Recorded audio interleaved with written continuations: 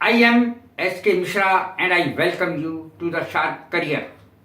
आज मैं फिर आपके लिए वर्ड ऑफ द डे एक स्वादिष्ट शब्द लाया हूं और वो है मुरब्बा।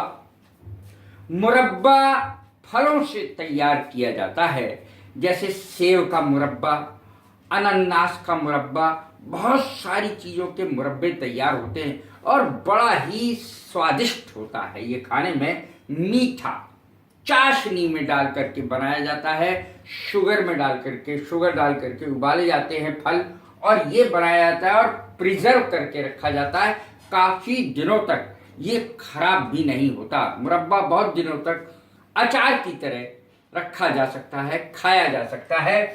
ब्रेड पर लगा करके खाना, टोस्ट पर लगा करके खाना तो कुछ का तो कुछ मज़ा ही और है। सुबह ही सुबह बड़ा स्वादिष्ट लगता है मुरब्बा।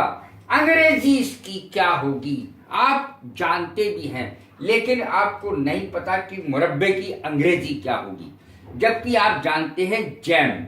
जैम क्या चीज होती है? JAM। जैम मुरब्बे की अंग्रेजी होती है। देखें इसका यूज।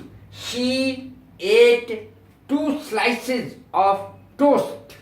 उसने 2 टोस्ट खाए, 2 टुकड़े टोस्ट के खाए, स्प्रेड विद जैम, जिस पर जैम लगा हुआ था, जिस पर मुरब्बा लगा हुआ था। ऐसे 2 टोस्ट उसने खाए। कैसी लगी ये मेरी वीडियो मुरब्बे पर?